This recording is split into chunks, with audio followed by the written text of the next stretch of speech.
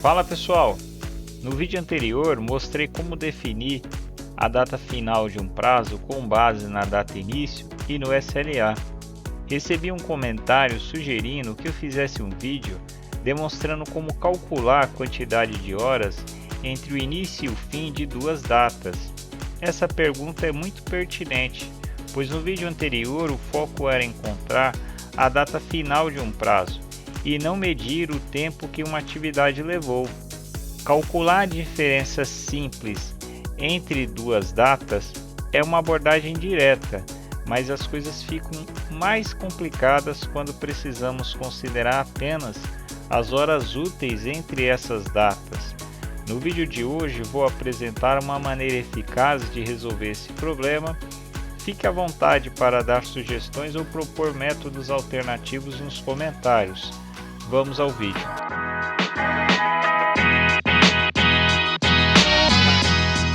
Então, pessoal, vocês estão vendo aqui minha tela. Eu tenho alguns atendentes, tenho alguma coisa que se iniciou na abertura, se encerrou aqui, o prazo é esse.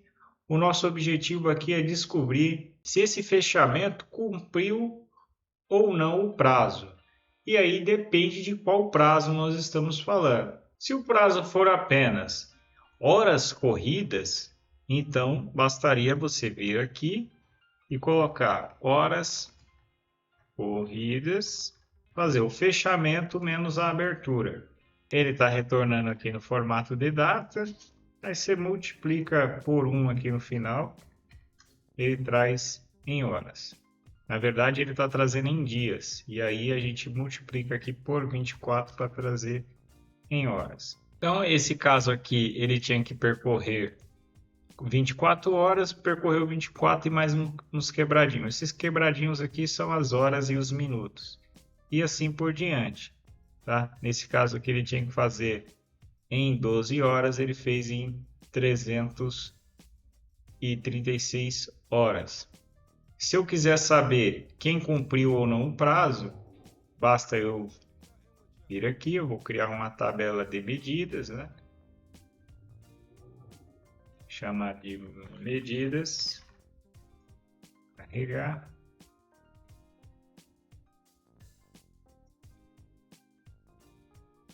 Nova medida. E vou calcular comprimento do prazo corrido. Ou seja, se ele cumpriu o prazo de acordo com as horas corridas, não levando em consideração quando foi aberto, quando foi fechado, se no meio do período teve feriado, final de semana, não está levando em conta nada disso. Aí você vai fazer aqui o quê? A gente vai contar, fazendo um filtro lá na tabela de chamados, em que o chamado, o SLA em horas, for maior ou igual ao própria tabela de chamados, as horas corridas. Então, o que é isso aqui? Eu vou contar, na verdade nem preciso fazer um contar, isso aqui é o count rows.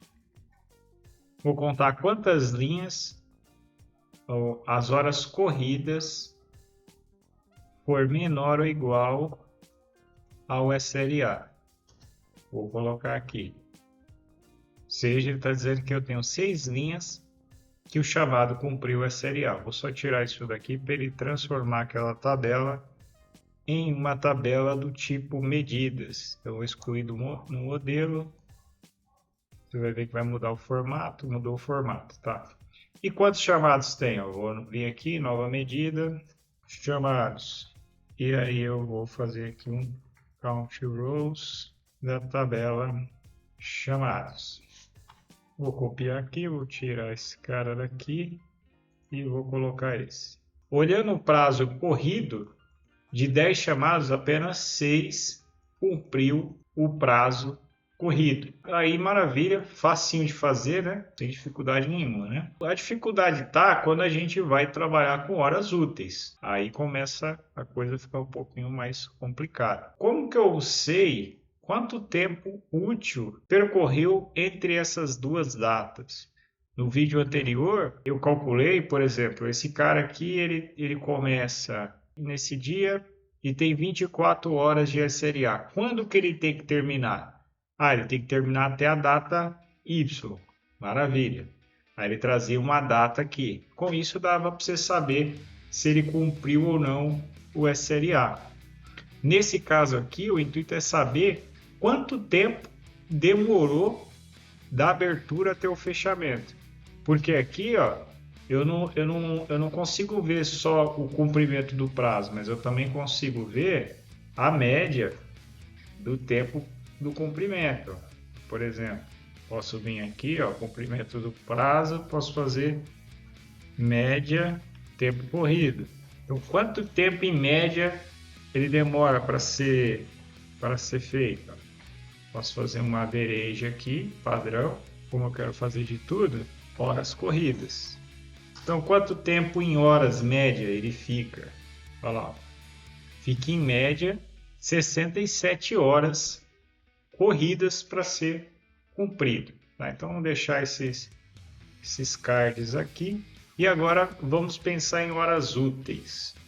Horas úteis é um pouquinho mais complicado. Confesso que eu desenvolvi um método aqui.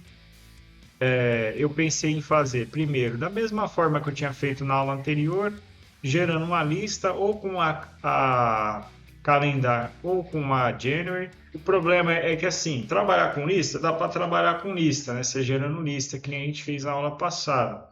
Mas tem que ter algum cuidado, né? Porque eu estou ensinando como faz em DAX, mas não significa que você sempre tem que fazer dessa forma.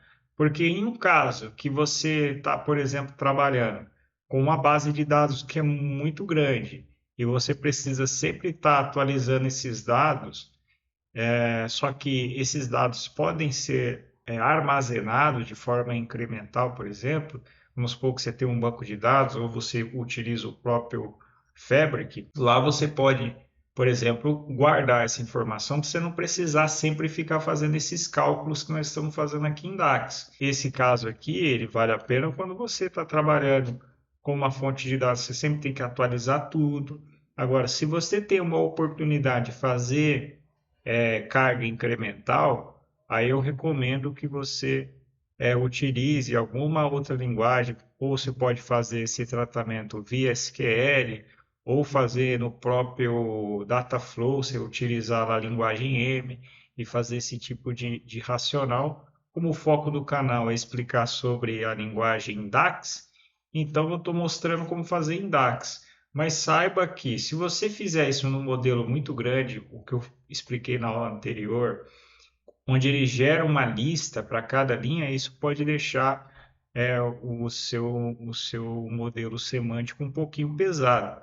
E dependendo do tipo de licença que você está usando lá do Power BI, claro que isso não vai gerar um impacto tão grande assim, mas afeta a questão da Capacity Unit lá do Microsoft Fabric, tá bom? Então, voltando aqui, aí o método é o seguinte, vou criar uma coluna, chamar de horas úteis. Horas úteis.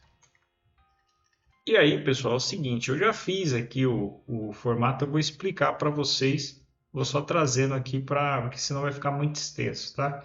Então, eu vou pegar aqui, ó. Primeiro, o que eu defini? Fiz algumas definições iniciais. Ó. Eu defini o início do expediente e o fim do expediente. Então, estou dizendo que o expediente começa às 8 e termina às 17. Outras variáveis aqui, que é só para guardar a informação da linha, né? Porque como eu vou usar isso várias vezes, eu estou armazenando em variável. Então, a abertura, o fechamento e uma lista de feriados, tá? Por enquanto, ele vai retornar nada aqui, ó. Vai retornar nada. Então, eu estou pegando aqui ó, um values da lista de feriados. Eu tenho uma listinha aqui de feriados com alguns feriados. Maravilha. Aí depois eu peguei a questão do tempo do expediente. Ó. Então, quanto tempo dura esse expediente? Então, eu pego o fim menos o início e multiplico por 24 para eu ter essa informação em horas. Então eu vou colocar um return aqui. Eu chamei de horas úteis, né? Que são as horas do dia. Então você vê que todos retornam 9 horas, que ele está fazendo esse menos esse. Aqui vai entrar uma parte mais complicada, né? Que eu fiz aqui. É o seguinte. Eu criei uma variável aqui, certo? E em seguida, não precisa ser necessariamente assim, tá? Mas eu fiz desse jeito. Eu precisava criar um if com base nesse valor. Então eu criei outra variável aqui, ó. Ao invés de eu ficar repetindo esse valor aqui, eu chamei de hora início e hora fim, que é a hora da abertura e a hora do fechamento. Aqui ainda dá para melhorar aqui, ó. Eu posso colocar a variável fechamento. Então eu criei uma variável e aí é que eu criei uma suíte para quê? Para eu saber, isso aqui é para algumas situações, tá? Então deixa eu ver se eu não consigo me tirar daqui. Então ele vai retornar erro. Só colocar o return aqui com um desses caras aqui. Vou colocar blank por enquanto. Então aqui, ó. Opa. Por exemplo, aqui tem várias situações, ó. Chamada iniciando no dia 1º. Dia 1 do 6 foi final de semana. Então, é uma condição que eu preciso tratar. Essa lógica aqui é para tratar essa situação aqui, ó. Se a minha hora início for menor que o início do expediente, retorna o próprio início do expediente. Se for maior que o fim do expediente, retorna o fim do expediente. Aqui eu sempre vou ter uma hora dentro do expediente. Então, se abriu antes do expediente ou finalizou antes do expediente, ou abriu depois do expediente, aqui a abertura vai ser sempre dentro do expediente e o encerramento vai ser sempre dentro do expediente. Eu vou deixar esse código aqui na descrição. Você vai precisar mudar só essa parte aqui do início. A parte de baixo do código é só lógica, né? A partir daí eu criei mais duas variáveis, onde eu tenho aqui o que eu chamei de início útil e fim útil, né? Esse início útil é para eu saber se o início aqui, a data início, ela se trata de um final de semana ou de um feriado. Então, por enquanto eu vou retornar. Eu vou fazer assim, ó, vou retornar esse cara aqui, ó, só para vocês entenderem. Por exemplo, ó, esse cara aqui, ó, ele é dia 1º. Dia 1º aqui, ó, foi um sábado. Se eu pego e coloco aqui Network Days do sábado, considerando 1 que é final de semana, ó, só lembrar a lógica aqui, ó. 1 aqui, ó, é sábado e domingo é final de semana, tá? Aí você pode mudar aqui a lógica, tá? De acordo com as regras aqui da Network Days. Então eu estou colocando início e fim, foi a forma mais rápida aqui que eu pensei na hora de fazer, tá? E aí trazendo a lista de feriados. Então ele vai retornar 0 quando for um final de semana ou feriado e vai retornar 1 quando não for. Aqui eu fiz também para o final. Então aqui ele está iniciando no dia 1 e terminando no dia 2. Dia 2 também é final de semana. Só que ó, dia 3 já é a segunda-feira, então já retornou 1. Maravilha. Aí depois disso, eu criei uma lógica que verifica, ele pega a diferença entre o início e o fim do dia, tá? Para saber, porque depois eu vou utilizar a Network Days para pegar a quantidade de dias, né? Então, essa lógica aqui ela serve para tirar as horas do resíduo, do final, do início e do final. Então, como que eu vou fazer aqui para calcular as horas totais, né? Para calcular as horas totais, eu vou utilizar a Network Days. Só que a Network Days ela me traz dias e não horas. Se eu simplesmente multiplicar por um número qualquer e falar que isso é a quantidade de horas, não necessariamente é a verdade, porque se eu comecei o chamado, sei lá, a meio-dia e 35 de um dia e terminei sei lá, às 15h40 de outro dia, Eu não posso simplesmente pegar a data início e data fim, multiplicar por um número X lá. Eu vi alguns casos, a pessoa multiplicando por 24, ou multiplicando pela quantidade de horas úteis, por exemplo, 8 horas, e considerar que essa é a verdade, tá? Porque aí você tem uma margem de erro, tá? Então, o que eu fiz aqui, né? Eu criei uma variável que eu vou retirar esse resíduo. Então, eu vou calcular a quantidade de horas totais com a Network Days e vou retirar esse resíduo no final. Então, ele está dizendo aqui, ó, se o início for zero, né? Ou seja, não for útil e o fim não for útil, não precisa retirar nada. Se o início for zero, né? Ou seja, se o início ele não for útil e o fim for uma data útil, então ele retorna o fim do expediente menos o fim da hora aqui, né? Ó, da hora final aqui, tá? Do dia, do chamado, né?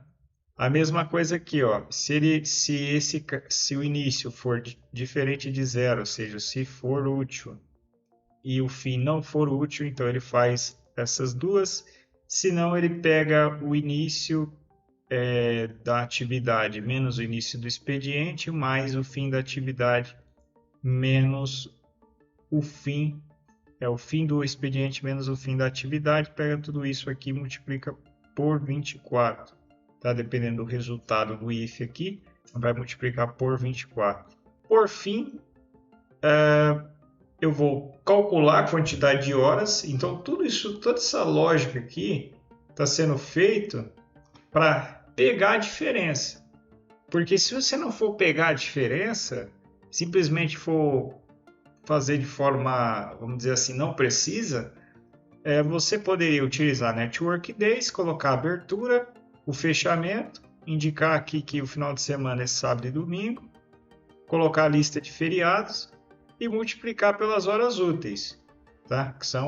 Que é esse carinha aqui, ó, que ele pega o fim menos o início do expediente. Só que se eu fizer isso daqui, ele não vai ser preciso. Então vamos colocar aqui só para ele retornar, para vocês verem. Ó, por exemplo, pegar um caso aqui, ó. Ó, aqui, ó. Ele abriu dia 15, dia 10, às 15 horas e fechou dia 10 às 22 horas. Ele está dizendo que demorou 9 horas de horas úteis. Só que se o expediente começa às 10h15 e termina às 17 horas, e aí você conta. 11, meio-dia, 1, 2, 3, 4, 5. Deu 7 horas. 7 horas mais esses 15 minutos é 7 horas e 15 minutos. Ele está retornando 9 horas úteis. Tá? Então está errado isso daqui. Então por isso que eu preciso retirar esse resíduo para ele trazer as horas certas no final. Fora essas questões aqui que envolve você está trabalhando aqui, por exemplo, com coisa que é relacionada a final de semana, ou um caso aqui, ó, que você tem o chamado sendo aberto fora do expediente, ó, que nem esse caso aqui, ele demorou aqui em torno de alguns minutos, e aí ele está dizendo que demorou 9 horas, então está errado, né? Então, por isso que eu faço essa retirada de resíduo. Só que se eu simplesmente vier aqui, pegar o horas retirar e subtrair, certo? Se eu subtrair um pelo outro, aí ele faz certinho. Só que é assim, ó, por alguma razão eu tinha feito mais cedo e ele estava dando um número negativo aqui, ó. Eu não sei porquê, tá? Não faz o menor sentido, porque tanto esse quanto esse, para essa situação aqui, teria que dar 0, só que ele estava dando um número negativo. Agora ele não deu. Mas para resolver isso, eu coloquei aqui um round e arredondei com 10 casas decimais, que eu achei suficiente para pegar tanto os minutos e os segundos, né? Então, eu coloquei aqui um round aqui. E aí ele, se acontecer isso para você, você coloca, aí ele resolve, tá? Ele vai ficar preciso até a 10ª casa decimal. E aí é isso. Aí para você calcular a quantidade que cumpriu o prazo com base nas horas úteis, vou utilizar a mesma função, comprimento do prazo útil, e aqui eu vou colocar horas úteis. Deixar aqui certinho. Ou seja, ó, se você levar em consideração o cumprimento do prazo de acordo com as horas corridas, ele demorou apenas 6 cumpriu o prazo. Se olhar as horas úteis, ó, 8 cumpriu o prazo. Ou seja, isso aqui é 80% cumpriu o prazo útil e só 60% cumpriu o prazo corrido, né? Então, se a área que normalmente é assim, né? O pessoal quer avaliar o horário útil e você está avaliando o horário corrido, isso aqui você pode estar demonstrando que a área não está cumprindo com o prazo deles, né? Então isso daí também pode gerar problema. E aí aqui por último, ó, fazer a média, mesma coisa, nova medida, horas úteis.